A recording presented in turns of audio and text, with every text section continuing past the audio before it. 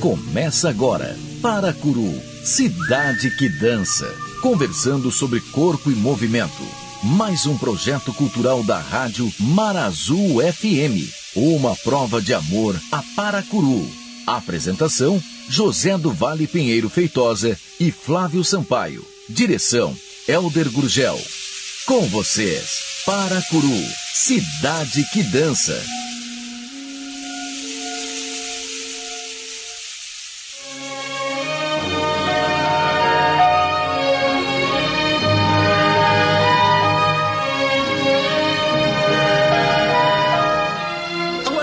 Em Paracuru, as pessoas se movimentam no tecido da cidade porque um novo ato da vida começa.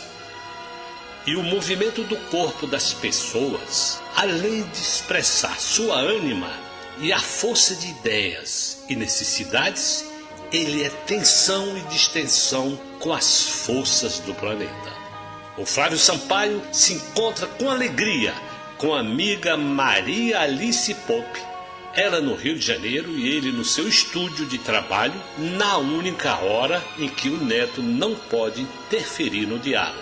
E vão falar de tanta gente da dança no Rio de Janeiro e no Brasil, assim como também falarão da estrangeira, que é a icônica Martha Graham, que parece ter sido o santo graal da dança moderna entre nós no Brasil. Mas na conversa surgiram a Berta Rosanova, a Alice Tales, o Paulo Caldas e o grupo de dança Staccato. Especialmente neste universo, a perenidade histórica da dança brasileira moderna da Ângel Viana. E a síntese neste diálogo entre o Flávio e Maria Alice. E ele é o jogo da nossa massa corporal com a gravidade. A gravidade entre a imensa massa do planeta e os móveis, mesmo quando imóveis, que fazem parte dele. O Flávio Sampaio vai destacar muito o movimento de queda e recuperação que representa exatamente este jogo com a gravidade. Assim o Flávio estará com esta carioca da gema sem grande desenvoltura com a palavra, mas sempre se expressando pelo movimento. E esta revelação da Maria Alice Pope, além de nos relembrar um artista da nossa terra, que é a Naomi Brito, que do mesmo modo se comunica com o corpo em movimento, temos esta revelação. A comunicação é integral, com a linguagem de todos os 5 sentidos e os movimentos integrais do corpo. Aqui, Paracuru, cidade que dança. Maria Alice Pope, nossa, quanto tempo, Maria Alice, um prazer ter você em Paracuru e nesse programa Paracuru, cidade que dança. Seja bem-vindo. O prazer é todo meu, uma alegria estar aqui conversando com você. Saiba que para mim também, viu, uma alegria, porque você é uma querida da dança, uma querida amiga, uma pessoa muito especial para todos nós. Alice, vamos lá do início. Onde é que você nasceu? Como é que foi um pouquinho a tua infância? E como é que a dança chega até você?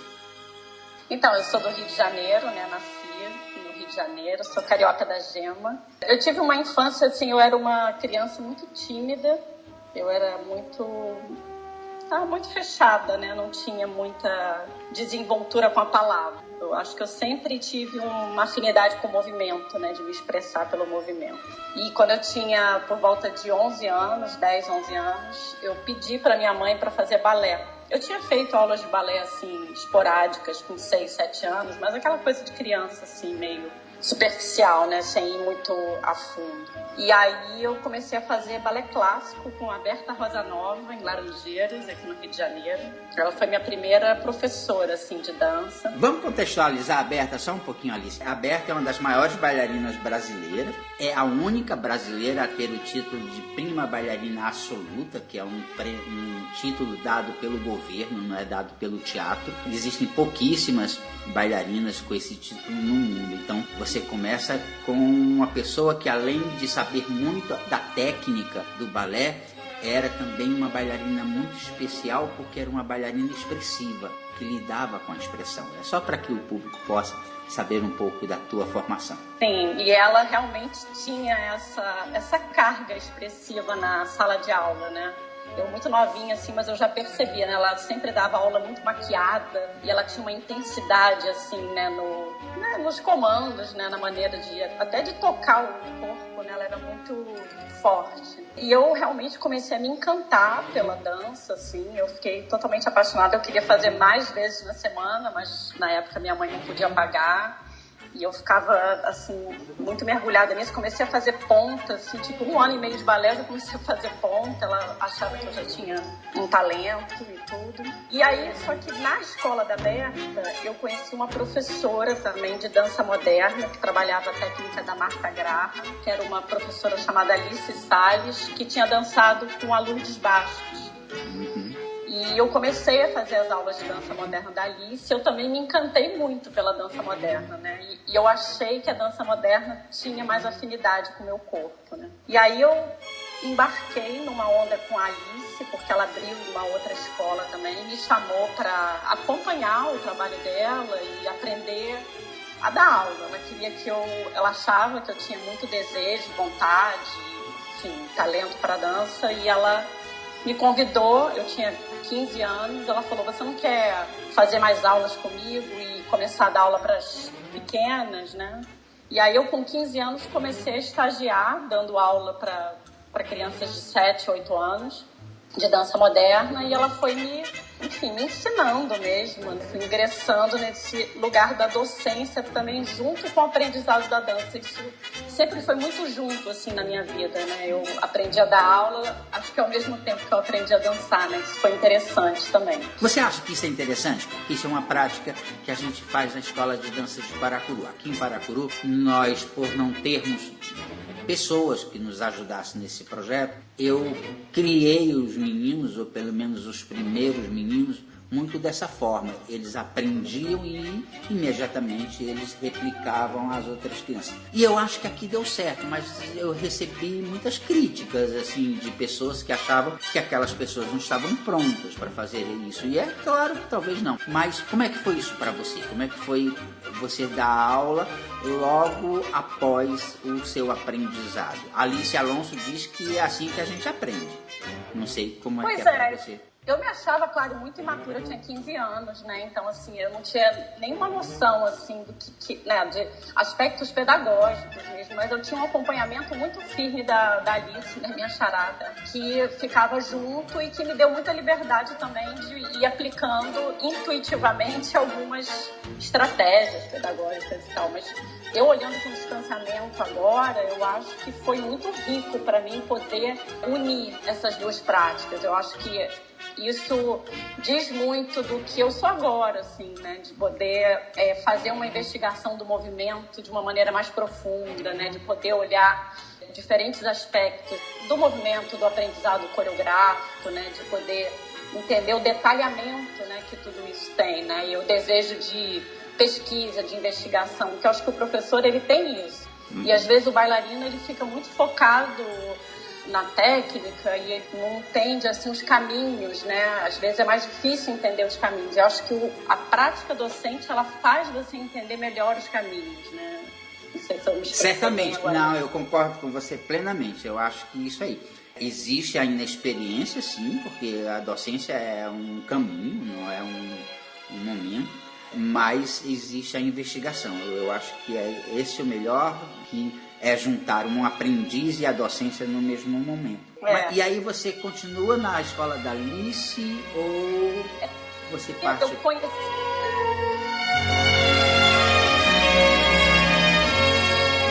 Aí eu resolvi, assim, 17 anos, aquele momento de fazer vestibular, eu falei, vou fazer faculdade de dança. E aí eu me inscrevi para a Unicamp e para a Faculdade do Rio, que na época era só a Faculdade da Cidade, que eu acho que você dava aula lá, né? Sim, claro. Flávio, acho que você foi professor na Faculdade da Cidade. Eu fui coordenador, eu cheguei a coordenar uma parte daquele lugar, e aquele lugar me ensinou muito, Maria Alice. Eu devo muito àquele lugar, eu devo àquelas pessoas que trabalhavam lá, muito do que eu sou hoje, do que eu carrego hoje. Pois é, e aí eu até passei para a Unicamp, mas eu fiquei meio assim, não fiquei muito segura de ir para São Paulo e resolvi entrar na faculdade da cidade. Só que no primeiro ano que eu entrei na faculdade da cidade, o foco era mais no balé na faculdade da cidade, né? Até tinham, claro, outros estilos e tal, mas eu não sei, eu não me senti totalmente envolvida ali, né? E aí, lá mesmo, eu comecei a ouvir falar da Angel Viana e tinha um jornal da dança com uma entrevista com ela, e eu li essa entrevista e falei, eu quero fazer esse trabalho.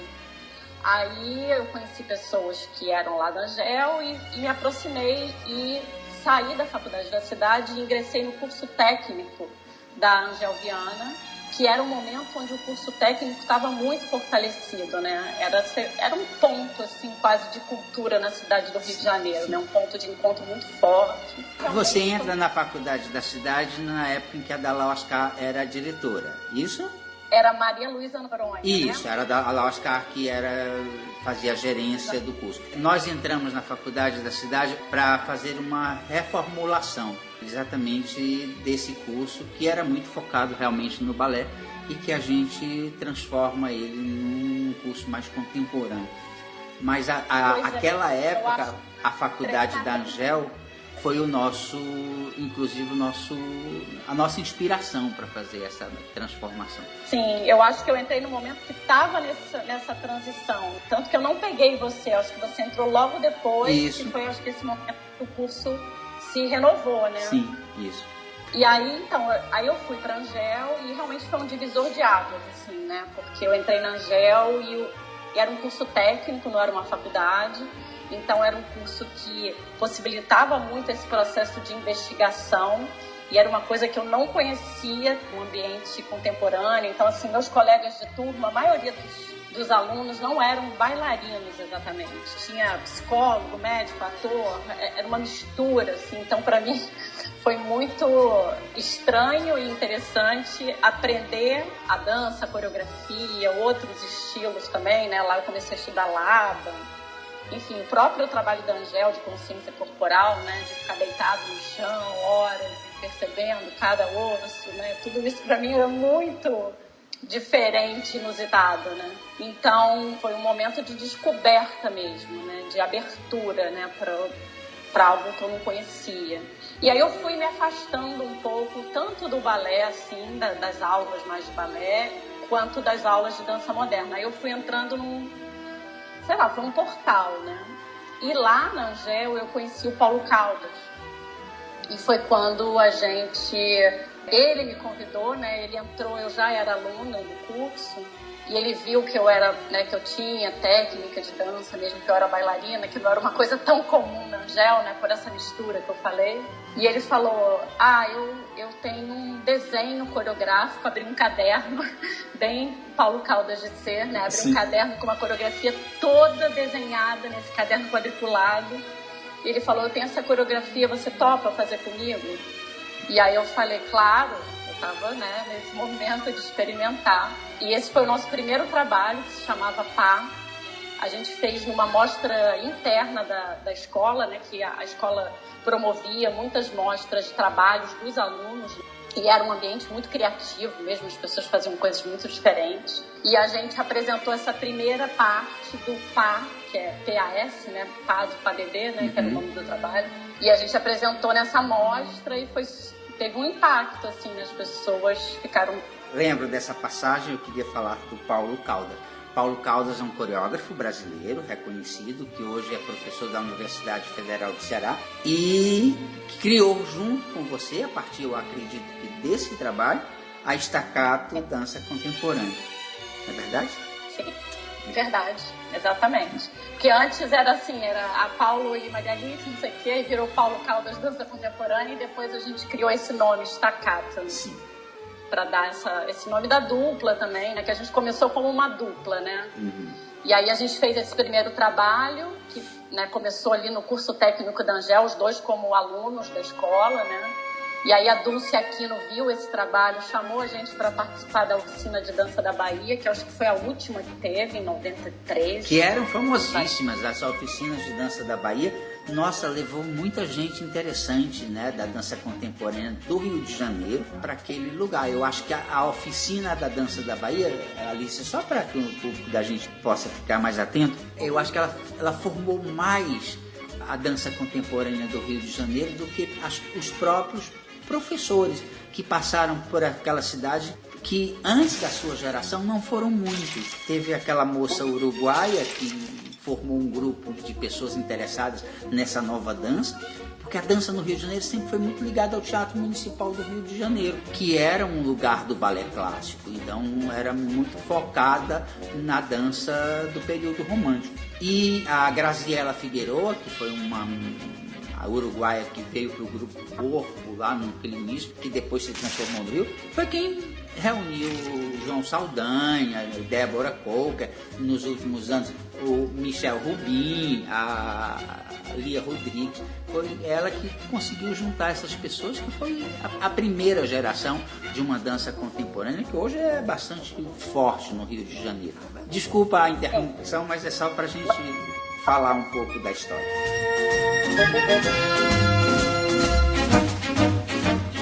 Não, então, a oficina era um ambiente muito interessante, assim, porque cruzavam, assim, muitos tipos de trabalho, né? Foi quando eu conheci o Rainer Viana, também toda essa galera da dança contemporânea naquele momento, né? E pra gente, né, eu era muito novinha ali, sei lá, tinha 19 anos, o Paulo mais velho um pouco. Foi, assim, um momento de ingressar numa vida profissional mesmo, né? De poder mostrar o trabalho. A gente dançou no Teatro Vila Velha, que é um teatro tradicional lá de Salvador, né? Super lindo. Junto com a Mariana Muniz, a gente dividiu a noite com a Mariana Muniz. Que é uma bailarina linda, que mora em São Paulo, ela é pernambucana, mas mora de São Paulo, e é uma mulher que ligou a sua vida à dança e ao teatro, né? Eu acho que a Mariana Muniz, ela é uma pessoa bem desse lugar do teatro. Sim, depois eu fui descobrir que ela foi do primeiro grupo da Angel e do Klaus, o Teatro do Movimento. Ela foi uma das bailarinas desse grupo, né? Sim.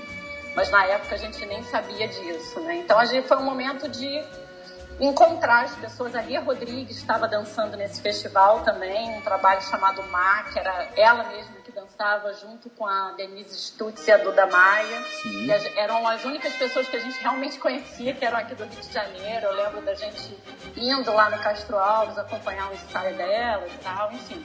Foi um momento de encontro, né? Então a partir daí, eu e o Paulo, a gente foi investindo muito nesse trabalho coreográfico, né? E aí, com esse trabalho, a gente dançou em vários lugares, ganhou vários prêmios. A Mostra dos Novos Coreógrafos, que é uma mostra muito importante aqui no Rio de Janeiro, organizada pela Lilian Cooperman, é isso? Já estou me esquecendo do nome. Também não lembro. Mas acontecia no Teatro Carlos Gomes, e a gente ganhou, né, o prêmio nessa mostra. Depois a gente foi para um festival em Hanover, muito legal também, que a gente também ganhou um prêmio lá, no segundo lugar. Na Alemanha. Na Alemanha. E aí a gente foi, enfim, investindo em mais trabalhos, e aí o movimento da dança estava muito fortalecido, né, aqui no Rio, o movimento da dança contemporânea, né, porque teve uma convergência de uma política direcionada para a dança, né? A gente tinha uma figura que era a Helena Severo, que era uma figura da Secretaria Municipal de Cultura, que estava muito interessada em investir na dança, no teatro, né? Então foram criadas várias iniciativas assim, da dança. A gente, nessa época, teve um prêmio, né? O Prêmio Rio Dança. Na época eu lembro que eu até ganhei de melhor bailarina de um espetáculo com o Paulo. Tinha uma bolsa de pesquisa, que era uma bolsa também do Rio Arte. Ela criou um programa de subvenção a companhias de dança, né, contemporâneas da cidade, que chegaram a 13 companhias de dança subvencionadas. Sim. Então, e eu e o Paulo, a gente teve essa sorte de ser uma dessas companhias, né? Então, assim, isso ajudou muito a gente investir no nosso trabalho. E também, Alice, aquele tempo, um pouco antes, talvez, veio ao Brasil uma companhia canadense chamada La La La. E essa companhia, ela fez muito sucesso. Assim, tinha uma bailarina que ela era muito forte. Lógico que não tem nada a ver com você, mas você surge na cena brasileira como uma bailarina especial. Como essa, eu não vou me lembrar o nome dela. É Luísa Cavalier. Isso. era uma bailarina muito especial, pela força, pela agilidade, e você era um pouco isso. Nem digo que você fosse parecida ou que você quisesse trabalhar, fazer o teu trabalho chegar mais próximo disso, nem acredito que fosse, mas você era uma bailarina especial no sentido de que você era forte, você tinha toda uma questão de queda e recuperação, que era algo novo para a gente, com muito habilidade, né? Você tinha uma habilidade enorme de fazer isso. Eu me lembro uma vez assistindo você junto com uma bailarina e escritora chamada Eliana Caminada, e ela disse: meu Deus do céu, o que é tanta queda e recuperação, o que é que isso provoca na gente, né? Como a gente na plateia se transforma a partir de um movimento que vai para o chão, que nós do balé clássico não conhecíamos.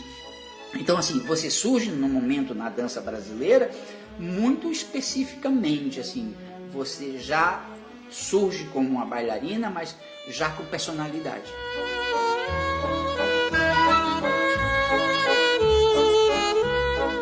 Ah, que bom ouvir isso, Flávio, muito bom te ouvir. Eu acho que assim, a gente foi investindo numa linguagem mesmo, né, que a gente foi estudando um pouco essa questão até do contato e improvisação, né, que é essa técnica que bastante difundida, assim, né, nesse último século, que foi criada pelo Steve Paxton, mas que tem um impacto aqui pra gente também no Brasil, e a gente foi trabalhando essa questão do contato dos corpos, e essa investigação com a gravidade mesmo, com o peso, com a queda, que era um trabalho muito desenvolvido também na Angel, né? A Angel é uma figura que traz essa questão do peso, da relação com o chão.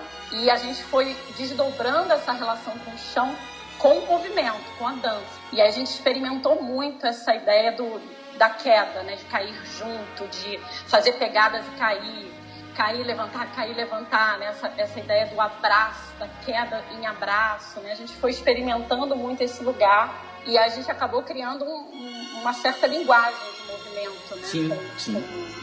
Com essa ideia, né? Da queda e recuperação. Sim. E que aí eu fui mergulhando muito nesse processo. Eu até hoje trabalho sobre essa ideia, só que numa outra perspectiva, né? Eu não nem tenho mais idade, né? Para ficar caindo tanto. Mas eu trago essa ideia da queda e recuperação, ampliando mesmo essa ideia da queda, de pensar a queda, de pensar a gravidade, né? É um assunto que me toma muito, assim, né? Eu, inclusive, depois que isso em outra vida, né? Digamos assim, que eu fui ingressar no ambiente acadêmico, aí eu fui fazer um doutorado, e o meu doutorado, ele trata da questão da queda, né? O nome da minha tese é O Chamado da Queda, né? Então, essa investigação mesmo de pensar o corpo em queda, de pensar a gravidade. Mas vamos voltar ao Staccato, a tua parceria com o Paulo Caldas, que foi uma parceria também na vida, né? Vocês ficaram algum tempo casados. Como é que...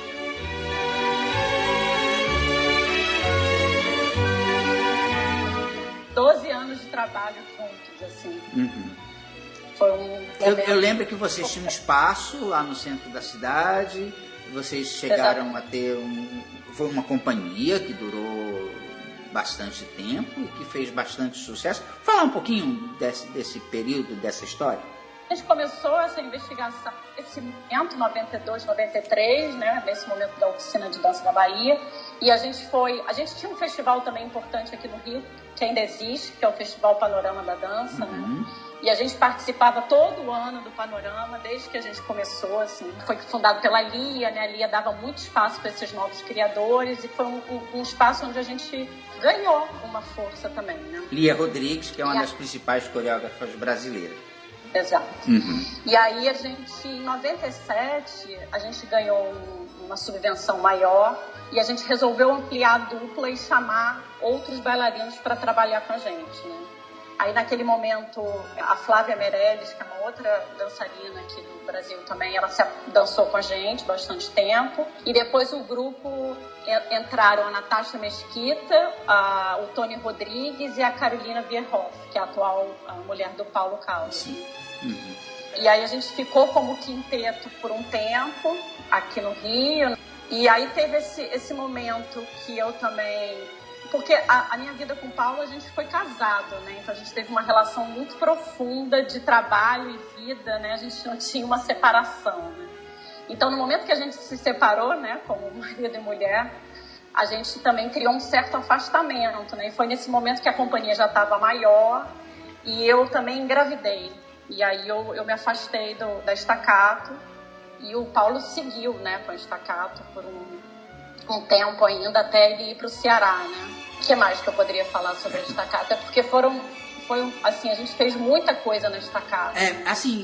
Pontua apenas assim com alguns trabalhos que você acha que tenham sido importantes para esse período, que é para as pessoas mais tarde poder até pesquisar em outros lugares. Então, teve esse primeiro trabalho PA, né, que eu diria que é o mais importante, que ele teve muito desdobramento. Depois ele se transformou num outro trabalho, que é o Ostinato, que fazia parte de um espetáculo chamado Palimpsest, que a gente fez na Bienal de Lyon.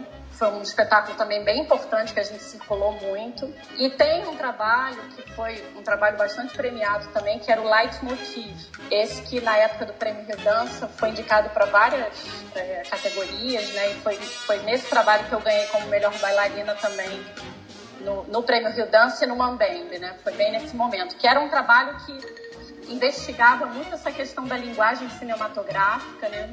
Então, Acho que você apresentou na Bienal Internacional de Dança do Ceará. Eu não sei se eu estou enganado. Então, esse exatamente não, porque ele era um trabalho muito complicado tecnicamente, porque ele tinha uma parede gigantesca, onde a gente se pendurava e a gente fazia uma espécie de, que a gente chama no cinema de plongée, né? Que é o movimento visto de cima, né? Como se uma câmera estivesse no teto filmando a gente. Então a gente fazia na parede o que estava acontecendo no chão, né? Então era uma parafernália inacreditável. A gente fez em poucos lugares esse trabalho.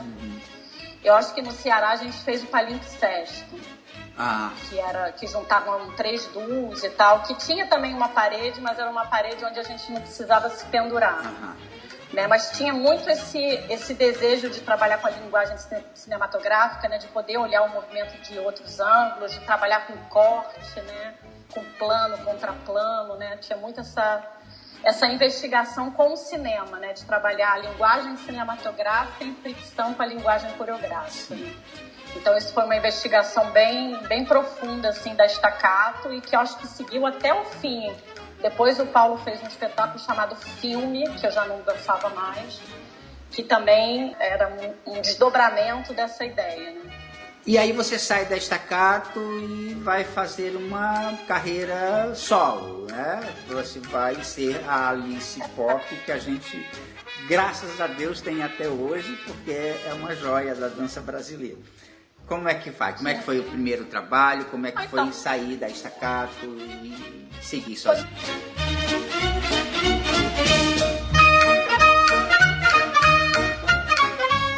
Muito difícil, né, sair da Staccato, porque eu me entendi como bailarina na Staccato. Né? Então era muito... Eu era Staccato, foi muito difícil essa separação, né? Mas aí eu tive uma gravidez nesse meio tempo que também abriu, né, um novo horizonte, né, na minha vida, né? Que é ser mãe, experimentar, né, a maternidade, né? Foi um processo bem bonito. E aí eu ainda amamentando recebi um convite da Bia Radunsky, que também foi uma figura muito importante aqui no Rio de Janeiro, no Sesc. Ela promovia um evento chamado Solos de Dança no Sesc.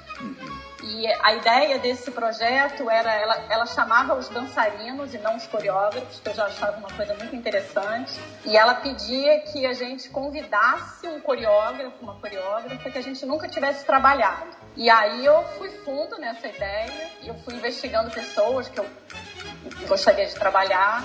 E eu cheguei ao Maurício de Oliveira, que é um coreógrafo que é residente em São Paulo, que veio de uma experiência muito grande na Europa, né? Ele dançou na companhia do Forsyth, então ele vinha com essa experiência daquela linguagem do Forsyth. E o encontro com o Maurício foi, assim, para mim foi tipo também uma explosão, né? Foi muito interessante. Ele trouxe uma outra perspectiva que eu jamais tinha experimentado no meu corpo, que era uma questão rítmica mesmo do corpo, uma dinâmica muito diferente, né? Esse encontro gerou esse trabalho que eu estreiei no Sesc Copacabana, que eu acho que foi o momento que eu realmente consegui me encontrar de novo na dança, para além da staccato, né? Que o nome desse trabalho é Tempo Líquido. Eu dancei aí na Bienal do Ceará também, acho que em 2007, se eu não me engano.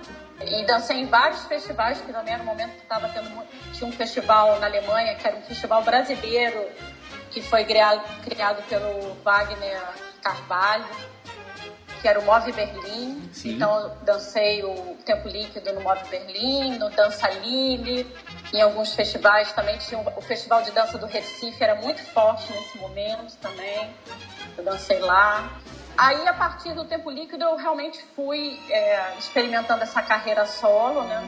Depois eu já era, né, casado com um músico que trabalha nessa experimentação da música contemporânea, e a gente também foi criando uma parceria, né? A gente também fez uma dupla. O Tempo Líquido tinha uma trilha sonora do Tato Taborda, né, que é esse músico com quem eu fui casada, que é o pai dos meus filhos.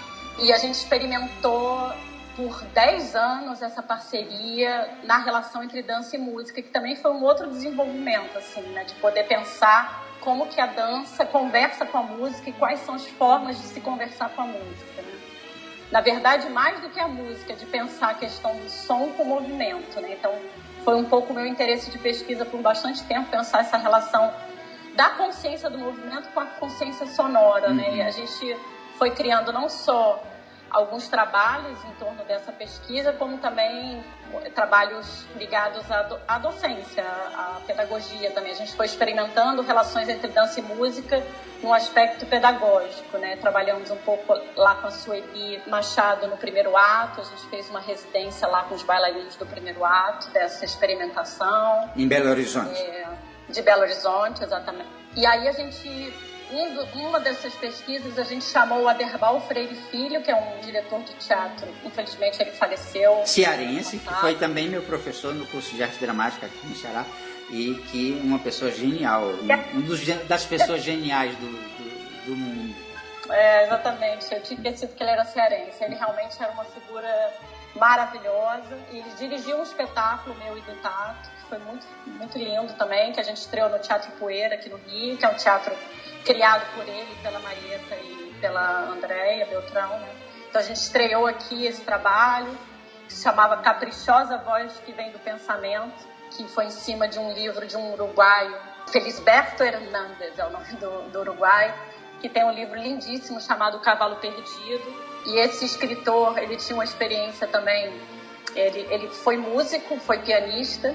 Então, esse livro fala um pouco das memórias dele com a professora de piano e dos objetos dessa sala onde ele tinha essa aula de piano, né? Então, é um livro muito bonito, assim, trazendo esses objetos inanimados à vida, né? Trazendo a ânima, né? A vida. E aí a gente brincou muito com a ideia do piano, né? Que foi um objeto que a gente usou em cena. O Tato trabalha com piano preparado, que é Bom, aí é uma outra história, não sei se vai caber aqui falar. Tá. Mas a gente trabalhou com esse objeto piano e trouxe vida ao piano. O piano era nosso objeto mais vivo da cena, né? Então o Aderbal, ele incitou muito essa experiência de pensar o corpo junto com o piano, né? E o piano ganhando essa força também, né? Bom, aí junto disso eu tive...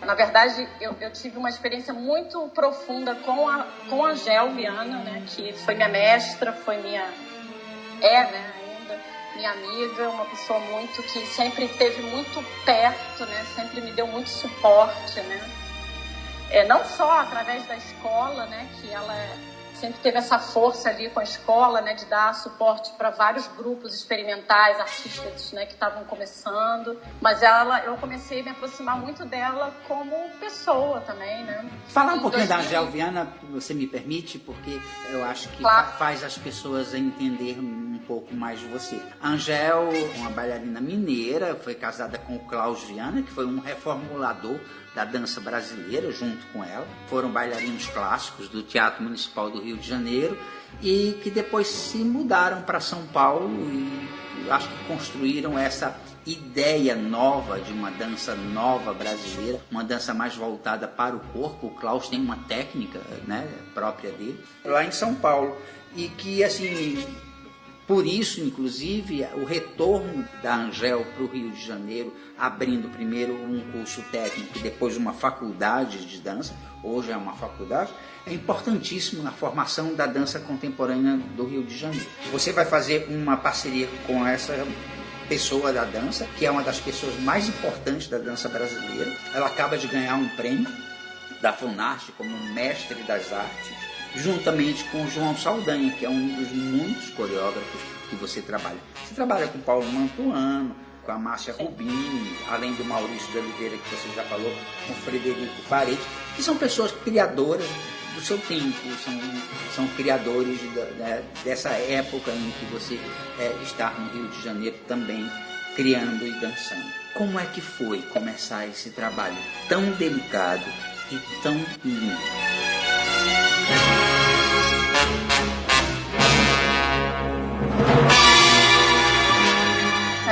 Foi muito forte, assim. Primeiro, em 2001, é porque tem coisas que foram ao mesmo tempo, né? Em 2001, o Panorama fez uma encomenda para um trabalho para a Angel e ela me convidou para dançar com ela, que foi coreografado pelo Alexandre Franco, que era um bailarino também da casa, né? Que uma pessoa super importante também, que hoje em dia trabalha no hospital, no SARA, com a dança, né? E a gente fez esse trabalho juntos, eu e ela, né? Que foi já uma experiência de dançar junto com ela, mas ainda muito... Eu era muito tímida ainda, né? Ela ainda era um mito, né? Para mim. Então, eu acho que eu ainda fui muito tímida nessa aproximação, né? Aí, em 2010, a Adriana Banana, que promove um festival em Minas, né? A Angel é mineira, né? Chamado Fórum Internacional da Dança, o FID, né? Ela convidou a Angel, ela falou, com 70 anos, a Angel resolveu começar a dançar muito, né? Porque ela criou essa escola, ficou muito mergulhada na questão, né, da escola, mas ela, com 70 anos, ela falou, eu quero dançar também, né? Então ela começou a querer, né, fazer trabalhos de dança, ela dançando também, né? E aí a Adriana Banana convidou ela para fazer essa mostra, ela ia fazer uma homenagem à Angel. A Angel já estava com 82 anos nessa época. E a Angel falou, eu não quero dançar sozinha, eu vou chamar a Maria Alice. Aí ela me chamou, eu lembro até do dia que ela me chamou, a gente estava no Teatro Poeira, saindo de um espetáculo, ela falou, a gente tem que começar a ensaiar logo, porque o festival é daqui a 2 meses. E eu falei, Angel, e se a gente chamar alguém para dirigir? Ela falou, será que a gente precisa? Eu falei, eu acho que sim, acho que vai ser bom. Aí ela falou, quem? Aí eu falei, o João Saldanha, que tal? Aí ela falou, Joãozinho? Eu acho maravilhoso. Pronto, foi assim, começou. Aí liguei pro João, contei a história, o João aceitou imediatamente o desafio, né, de coreografar a Angel. E aí a gente teve 1 mês e meio para montar esse trabalho, que ia estrear em Minas, no FID, né. E foi uma experiência muito louca, assim, muito vertical. O João, ele entrou de sola, né? Porque o João é esse coreógrafo com essa intensidade, né? Ele não para, né? De pensar, falar, investigar. E ele quis trazer essa presença dessa figura moderna da dança, né? Que é a figura da Angel, historicamente. Né? E aí ele falou, eu quero que tenha uma mesa no palco. Aí a primeira coisa, né? Eu falei, tem que ter uma mesa e uma cadeira, que essa mesa ela vai ser suporte para muitas coisas. E a Angel, já nesse momento, em 2010, já tinha vivido, né, coisas muito fortes na vida, né? Ela perdeu um filho que tinha 37 anos de idade na época, isso foi em 1995, foi uma coisa muito forte, né? O filho único dela, o Rainer Viana, foi uma morte trágica, assim. E que era o herdeiro, então, o João... inclusive, do saber dos dois, né? Todo mundo esperava desse filho continuasse esse trabalho, que na verdade ela acaba continuando, ela traz o trabalho do Rainer e do Klaus até hoje. Até hoje, exatamente. Ela vira, né, essa ponta, né? Porque o Klaus, né, em algum momento eles se separaram e foram desenvolvendo trabalhos diferentes, mas a partir de uma mesma ideia, né? E o Rainer foi ele que criou a técnica clausiana, né? Ele que sistematizou a técnica, que já existia, na verdade. Bom, enfim, aí a Angel acabou tomando para ela todo esse legado, né? Que é dela também, claro, óbvio. Então, aí o João Saldanha quis trazer toda essa, não só essa experiência artística toda da Angel, né, de uma vida de 62 anos, de uma vida dedicada à dança, mas também trazendo essa experiência afetiva, né, da perda do Klaus primeiro, né, que ele teve também, morreu em 92, depois a morte do filho em 95, então ele quis trazer também essa experiência ali, né. Então no palco a gente também, ela traz flores, né, eu trago as flores brancas e ela traz as flores coloridas por cima das brancas, né, tem todo um simbólico que vai cruzando essa história. E o nome desse trabalho é curioso, o nome desse trabalho é Qualquer Coisa a Gente Muda, e isso vem de uma forma muito divertida, né? Porque a Angel conversando com o João, ele dando 1000 ideias, não sei o quê, aí ela, Joãozinho, qualquer coisa a gente muda. Aí pronto, ele quis botar esse... que eu acho que isso também simboliza essa ideia da Angel de pensar um movimento que está sempre em movimento, sim, sabe? Sim. De não fixar uma ideia, né? Sim. Ela é uma improvisadora, né? Ela tem essa riqueza, instinto, né? O corpo é algo rico demais para você ficar apenas com uma só ideia. É muito linda o pensamento. Qualquer coisa a gente muda. Isso. O nome do trabalho é Qualquer Coisa a Gente Muda. E esse trabalho foi muito lindo fazer, assim, que a gente montou ele realmente em 1 mês e meio, mas ele teve uma vida muito longa, porque isso foi 2010 e depois a gente dançou ele até 2016, parece, eu acho. A gente fez palco giratório, né? Então a gente teve uma vida, assim, nesse trabalho, até que esse trabalho também virou um filme, né? Da Lúcia Murrá com a Andréa Beltrão e a Natália Timber, que eu vi um pedacinho e que é de uma delicadeza. Ele tem texto da Simone de Beauvoir.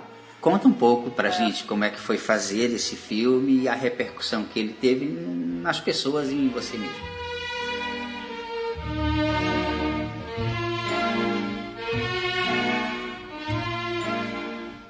A Lúcia Murrá assistiu um espetáculo, né? A gente já estava fazendo bastante, ele já estava bem maduro esse trabalho. Depois eu quero falar um detalhe dessa coreografia que eu acho que é bem importante, mas Sim. eu falo depois. Tá. E ela assistiu e ela estava querendo fazer um filme sobre a velhice, a Lúcia Murrá, né? E aí ela viu o espetáculo, ela falou, nossa, eu quero trazer essa coreografia, essa dança para esse filme. E trazer essa perspectiva de uma dançarina mais velha e uma dançarina mais nova, porque ela já tinha a ideia de usar textos da Simone de Beauvoir, que são textos onde ela fala da mãe, né? Então trazer um pouco essa ideia da velhice, de pensar a figura da mãe.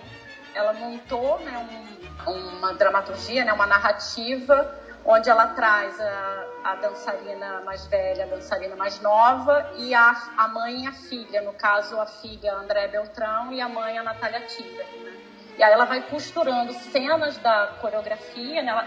Na verdade, ela pegou a coreografia inteira, que dura 50 minutos, ela partiu em 1000 pedaços, e ela foi construindo uma narrativa a partir desses pedaços do Qualquer Coisa a Gente Muda, né? Inicialmente ela trabalhou muito com o João Saldanha, que também tem uma visão muito boa, muito aberta sobre essa questão do cinema também, então acho que ele contribuiu muito nessa construção, nessa costura, né? E aí o filme traz esse lugar dessa figura da mãe, dessa figura velha, né? Dessa figura que já está num outro processo, né, nesse momento, que agora é até uma discussão que está super chegando. Eu fico muito feliz, né, de pensar esse corpo mais velho na dança, né, que é uma coisa que foi um tabu, né, as bailarinas fazem 50 anos, acabou a dança. E que na verdade vocês trazem, eu acredito assim, não tenho, lógico que tem outras experiências em São Paulo de pessoas bem maduras, bem velhas dançando. Mas assim, o teu espetáculo com a Angel é o espetáculo que explode no Brasil inteiro, ficou sabendo mesmo, aqueles lugares onde ele não foi visto, a gente ficou sabendo mesmo, porque a Angel é uma figura pública, se juntou a você, que é uma bailarina conhecida, foi um espetáculo bastante visto e pensado, e que traz a história do etarismo, né? A história dos velhos, para que servem os velhos, né? Corpos, porque até ali a dança era muito reservada aos corpos novos, às pessoas que tinham um ímpeto e uma condição física que fizesse do movimento algo quase acrobático. A ideia que a maioria das pessoas tem de dança é essa. E quando esses corpos velhos chegam na dança, eles trazem muito da essência do que está impresso naquele corpo durante todo esse tempo, que é lindo. Eu acabei de ver os corpos velhos para que servem em São Paulo. É emocionante você ver uma pessoa madura, já no auge da maturidade, poder se expressar com todo esse conhecimento. O filme é um longa-metragem e você me falou que tinha uma cena do balé que você queria falar.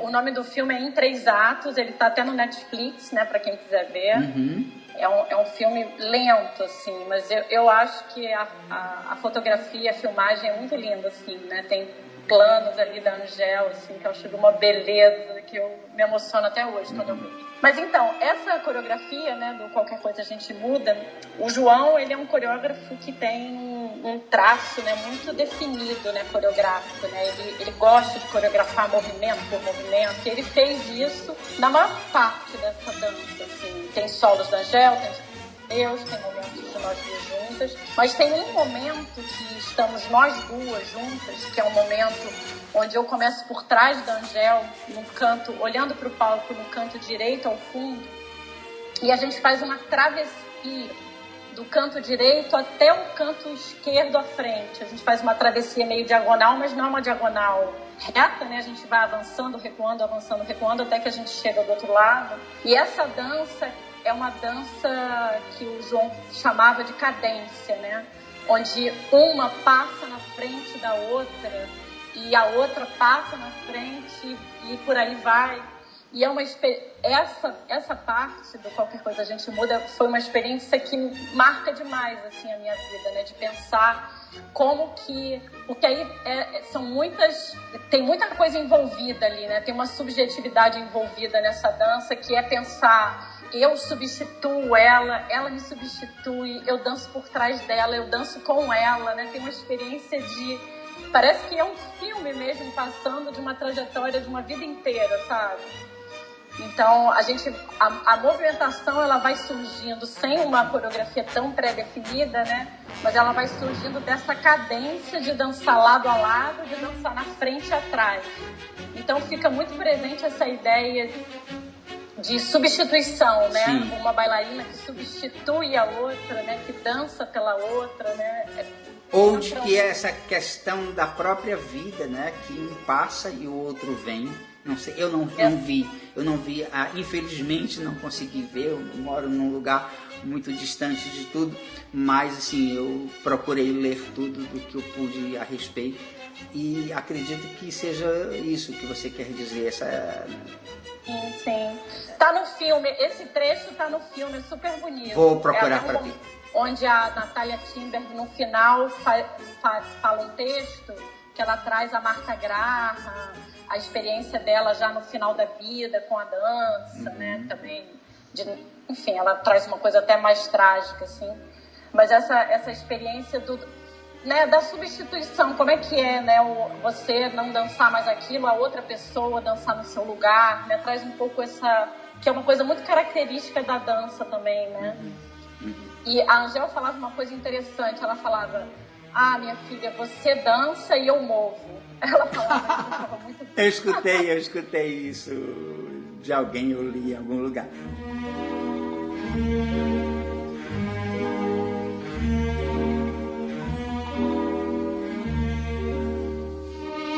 A gente já está se aproximando já quase para o final da nossa entrevista. Eu queria saber um pouco do Cravo, que é o espetáculo que você vai trazer para a Bienal Internacional de Dança do Ceará desse ano, né, de 2024, junto com a Laura Sami, que é uma bailarina também muito especial, uma querida amiga. Vamos falar um pouquinho do Cravo? Então, o Cravo nasce de uma história minha e da Laura muito interessante. A gente dançou junta no João Saldanha, né, na companhia do João. Mas a gente, na verdade, se acompanha. A gente é da mesma geração, né? A gente se acompanha na dança há muito tempo, mas a gente demorou a trabalhar juntas. A gente só foi trabalhar juntas em 2018. E a gente viu ali, né, dançando com o João, uma possibilidade de um encontro, né, de duas bailarinas com uma trajetória longa e que insistem, né, na dança, em estar em cena, na dança, né, que não é uma coisa tão simples, né, por essa questão toda que a gente vem falando aí, né, de uma determinada idade você já não pode mais dançar, você já não tem mais aquele vigor, né. E eu já vinha dessa experiência de ver como que a dança pode surgir em tantos lugares, apesar dos corpos, né, como eles vão se transformando.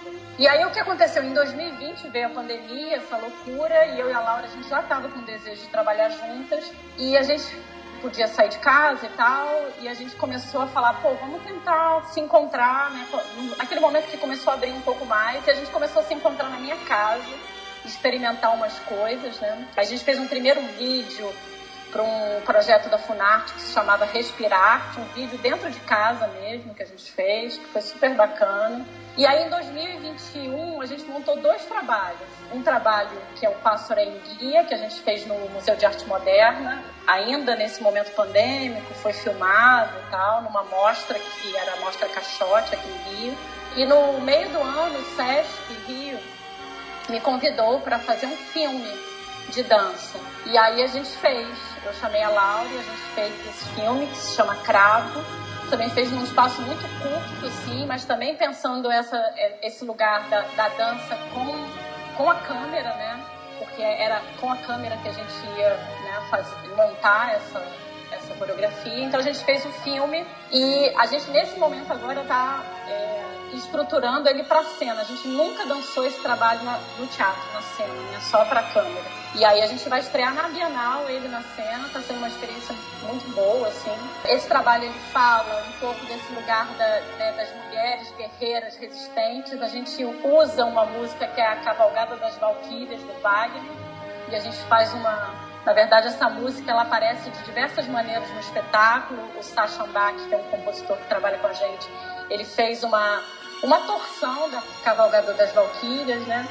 E a gente trabalha muito na ideia de avançar, né? Pensar no avanço, né? Então, praticamente o espetáculo inteiro a gente está num corredor no meio do palco, a gente avança de maneiras distintas, num gesto de debruçar sobre si mesma, né? A gente pegou um pouco essa ideia a partir de um solo da Laura e um solo meu, que tratavam dessa ideia do debruçar do corpo sobre si mesmo, de maneiras completamente diferentes. Então a gente traz um pouco essa referência desses 2 solos e junta, né, no Cravo.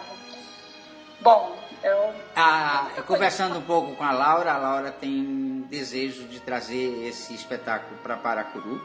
Ela me ligou outro dia. A Laura foi uma ex-aluna.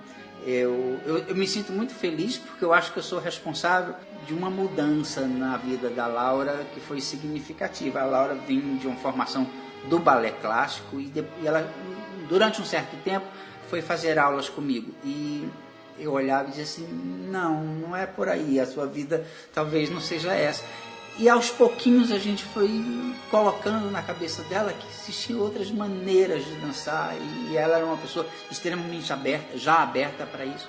Eu acho que a partir daí ela chega à bailarina que ela é hoje e que eu tenho um orgulho de um dia ter tido a honra de ajudá-la um pouco nessa caminhada. Não, ela fala muito sobre isso, né? Como foi marcante a sua presença na formação dela. Assim. Ah, que lindo, que lindo.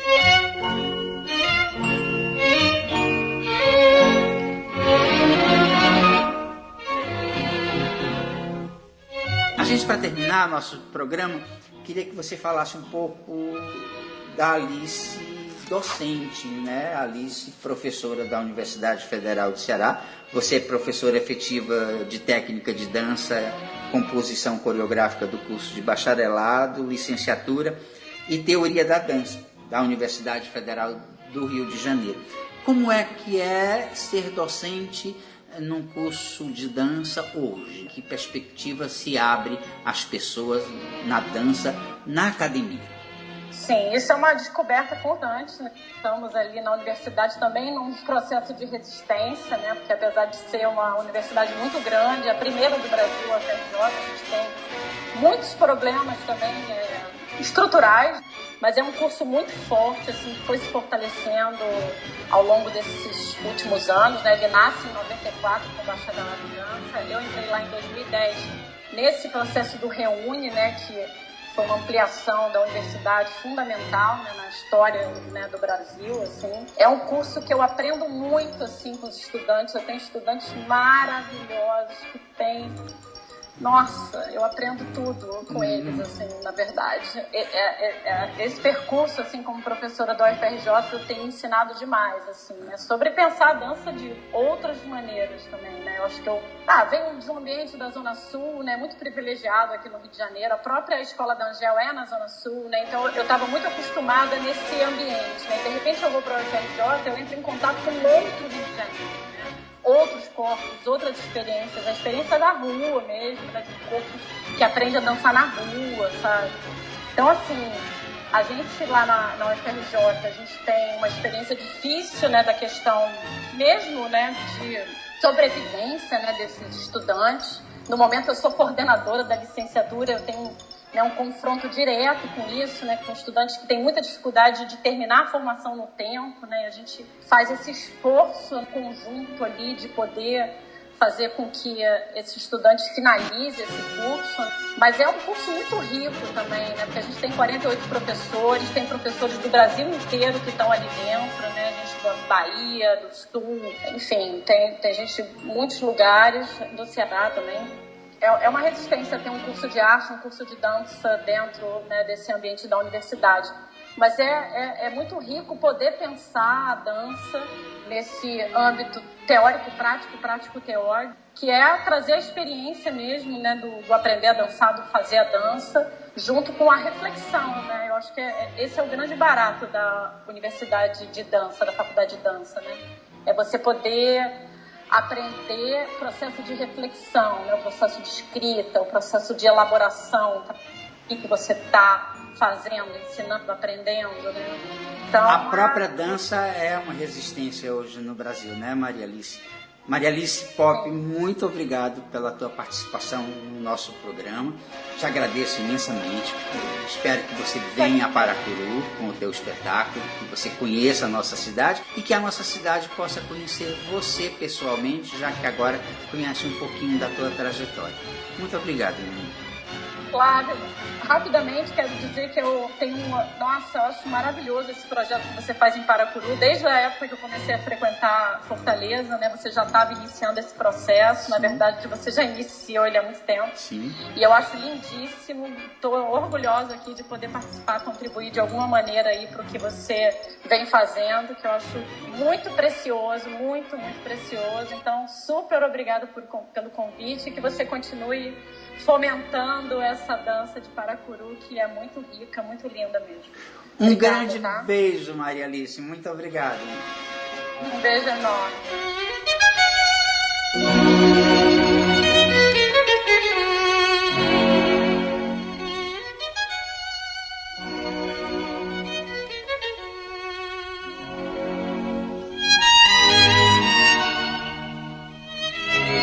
E para você que nos escutou até agora, José do Vale Pinheiro Feitosa e eu, Flávio Sampaio, convidamos a você para no próximo sábado, às 18 horas, mais um Paracuru Cidade que Dança.